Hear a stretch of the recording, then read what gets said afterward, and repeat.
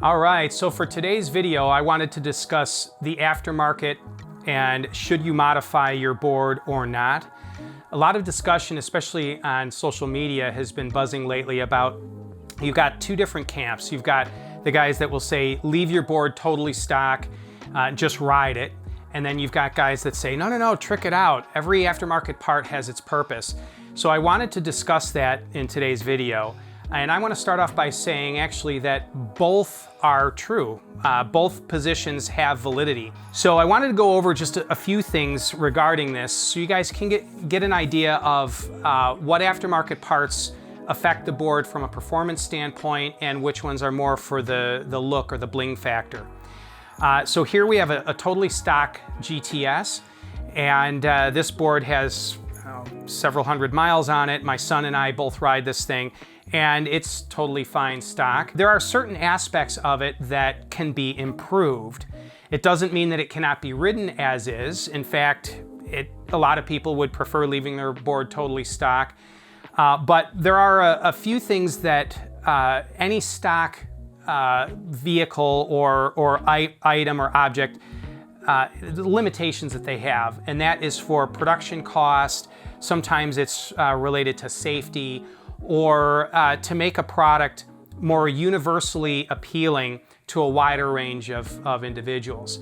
So for instance, the flat rails. Pretty much anybody that rides a Onewheel can ride with flat rails without a problem. Their GTS Rally Edition, which this board is based on, has rails that have a slight angle front and rear. The front of the rails are dropped slightly. Even the factory is beginning to recognize that there are some functional improvements that can be had by altering the otherwise basic layout of the Onewheel platform. In this search for a better performing board, you have to realize that there are a couple of different changes you can make to the way the board behaves that may or may not be considered improvements or enhancements, but rather a change based on preference. Probably the number one aftermarket component that I would recommend that people get that is the biggest bang for the buck would be an aftermarket tire. And I find that interesting to bring up because it's the one aftermarket product that we don't personally manufacture. But there are plenty of good options out there. This board has an aftermarket tire from the Float Life. I have another aftermarket tire made by Flight Fins on a board that you'll be seeing here shortly. This is Future Motion's new performance treaded tire. It has a more rounded profile versus the previous tires that were a firmer compound with a flatter profile. A decent aftermarket tire is generally softer and has better cornering characteristics or different cornering characteristics. You may sacrifice some stability to gain a nimble handling board, or you may want to sacrifice some of the nimble handling for more stability, depending on your preference. Much about these boards can be compared similarly to maybe a decent pair of shoes. You've got running shoes, you've got comfortable shoes for standing, basketball shoes. There's a number of different styles of shoe, high top, low top, and it's the same way when it comes to the boards. Foot pads, tires, these are preference things. One person likes a certain type of shoe, somebody else likes a different one. Same thing with foot pads and tires. For me, I prefer a very rounded profile tire and very wide foot pads with modest concave, and that's why we designed our foot pads in that way. Whereas other people may like more squared off tire with totally flat foot pads, and that's fine.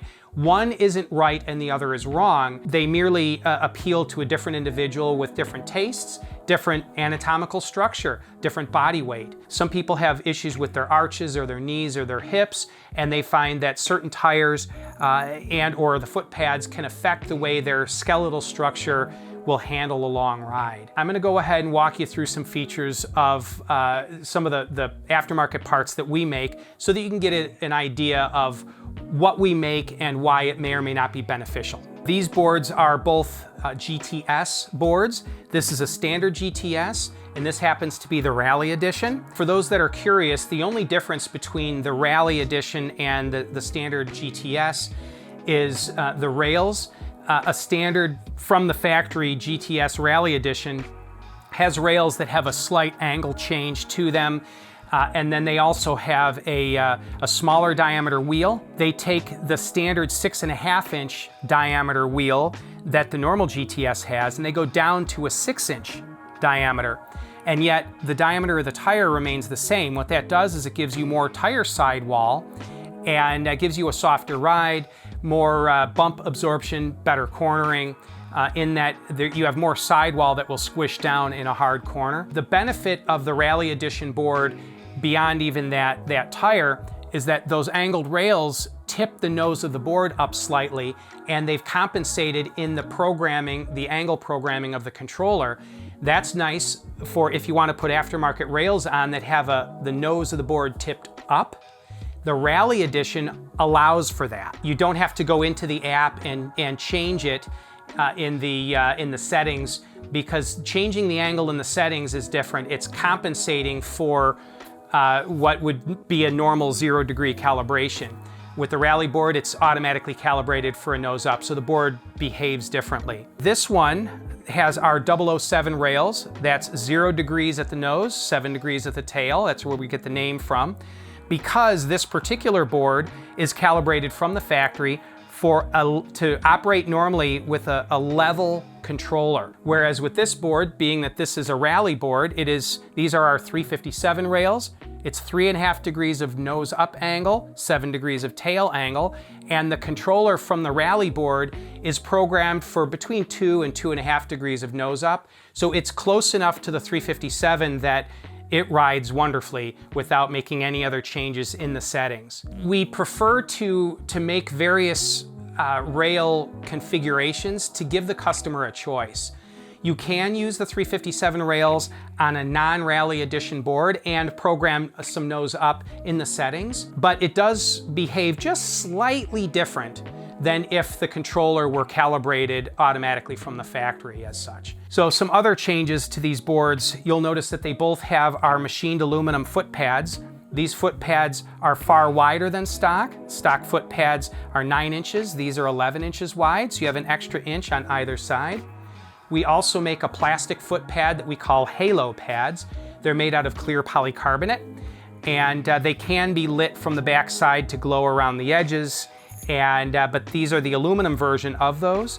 The aluminum foot pads offer more chassis rigidity, twisting strength between each frame rail, being that they're made out of aluminum, and they are hollowed from the back side for lightweight. These trussed rails, like a bridge truss that we pioneered several years ago, these rails are a full pound lighter than what are called the recurve rails, the angled rails that Future Motion sells. The foot pads weigh a little bit more than stock, but they're also larger than stock, so there's more material there, but they're only a little bit more in weight. We've done what we can to make a larger foot pad and keep the weight down. Another very popular upgrade is an aftermarket wheel.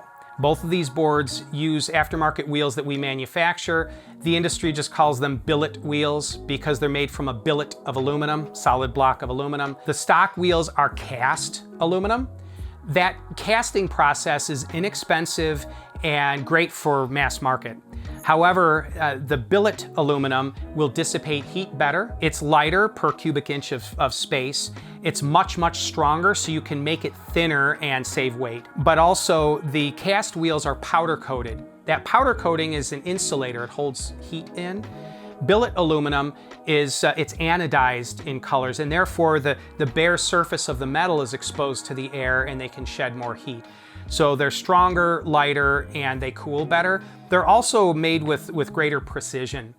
And we can also vary the magnet strength. Stronger magnets will give you more low-end torque, whereas weaker magnets will move that torque band from the lower RPM more to the mid-range. So depending on your riding style and your body weight and the speed that you're driving for, we can tailor the magnet strength accordingly. You'll notice with this particular board, it has a very small 5-inch diameter wheel, and that wheel allows for a very, very tall sidewall tire. The diameter of the wheel does not increase torque. That's a misunderstanding of things. What it does is you have less rigid rim material and more soft sidewall. That soft sidewall gives you more suspension action, and it also allows the board to carve harder. As you're leaning, you have more sidewall squish potential. This wheel is a 6-inch diameter, but what makes this wheel unique, it's smaller diameter than the 6.5-inch that the GTS comes with, but it is larger than the 5. Well, 6-inch wheels, they have a larger range of tires that are available. Standard go-kart tires work. And especially for street riding, I actually prefer the 6-inch versus the 5-inch. The 5-inch is so soft, you do lose a little bit of road feel. And you retain that road feel with a 6-inch wheel. Another thing that makes this wheel unique is it is a true bead lock wheel. What that is the edge, the bead of the tire doesn't just sit inside the rim lip. It actually sits between an inner lip and an outer locking ring and is sandwiched between the two. That prevents the tire from popping off the rim, which is a common thing if you're running low PSI on a tire, doing hard off-road riding with rocks and ruts and drops. On a beadlock wheel, you cannot do that due to the high torque of these boards. We've seen several customers where the wheel will slip inside the tire. There are adhesives that you can get to prevent that, but a beadlock wheel will never do that because you're clamping the bead of the tire between the lock ring and the wheel itself. These Footstops, footholds are becoming a common thing in the industry now, and there are a plethora of different styles. Right now, the foothold industry is sort of trying to find itself. For us, what we've done first here is made Footstops, which is somewhat unique in the industry, making Footstops with no overfoot hooks. We do have foot hooks that will screw down to these Footstops. Those are still in development. Personally, I like just Footstops. I have the prototype footholds at home, and I've got various footholds that I've tried, and they work wonderfully, and a lot of people prefer them, especially for off-road. But for street riding, I prefer the Footstops. They give you a method of locating your feet on the foot pads without the sense that my feet are locked into the board, and if I go down, how do I get my feet out? All of those concerns are alleviated using just basic Footstops. Our footholds have multiple bolt hole locations for different positions of the Footstops and different side offset. Beyond that, I mean, you can choose grip tape, padded grip tape, or just flat grip tape. We make adjustable axle carriers. These axle carriers do several different things. They clamp around the axle. That clamping around the axle increases rigidity. It reduces the strain on the inner axle bolts, which are known to be an issue with these boards. When it wraps around the axle, you have more contact area. That contact area pulls heat out of the motor and sheds it through the heat sink fins on the axle carriers, which is something that we pioneered years ago with our Crazy Hubs that were sold initially for the XR platform, which we still manufacture. And now it's becoming more of an industry standard to clamp around the axle and put fins on those carriers, because the motor's primary method of shedding heat is through the axle. The wheel does affect it somewhat, but primarily the heat is shed through the axle. We also add fins on the side covers of our wheels. What those fins do is they act as radial fans. As the wheel spins, it blows air out radially, which means it's going to suck air in the center and pull air across those fins.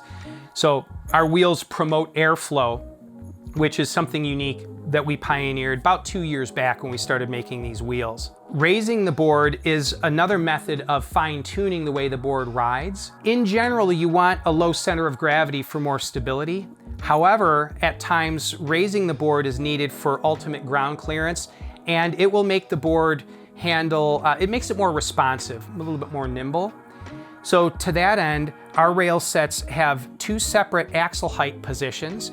So even without our carriers, if just the stock wheel and axle carrier arrangement, you've got 2 different height settings on our rails. You can see both sets of rails have that. But then our ice block axle carriers also offer multiple height positions each. There are 5 height positions in each axle block. You've got center, then you've got 1/2-inch raise, 1-inch raise. Go back to center, you've got 1/2-inch drop and 1-inch drop. And then you can couple that with 0.6 inch variance between these two axle hole locations, and you can achieve 10 different height settings if you couple the ice blocks, axle carriers with our rails. Height adjustment is also a very personal thing. A lot of people will lower their boards as low as they can possibly make them. For street carving, the board's very stable. The odds of the board rolling and throwing you off are very low, but you sacrifice ground clearance, which might be fine on a street board. Some off-road guys will run it all the way up, or maybe one setting up to gain ground clearance, have it more nimble, but you sacrifice some stability and there's a greater chance the board can roll and throw you off. Any change, even small changes, make a big difference when you're dealing with just one wheel. This is just a taste of what's out there. I think for me, what I prefer, aside from a tire, which is $100 and really transforms the board, beyond that, I really like angled rails. That would be my personal preference. When you angle the rails upward, it accomplishes multiple things.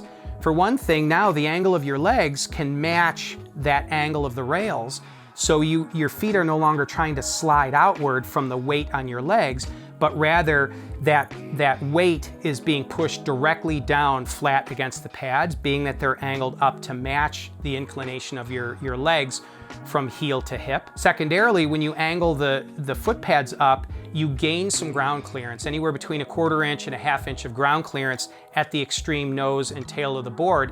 And that matters quite a bit when you're exiting a corner, the board wants to dig down, or if you're accelerating hard, you're off-road and ruts and rocks are sticking up. You want ground clearance without sacrificing center of gravity. Those are the primary things that I wanted to touch on in this video. We'll have upcoming videos that will either dive deeper into this or showcase one component or one other component, but that gives you an overview. I want to close by saying, if you want to have a stock board, don't want to put any parts on it, that's great. You will save yourself a lot of money. That is very true. It's up to you. If you're looking for a board that you say, my arches are sore, well, try different grip tape or different foot pads.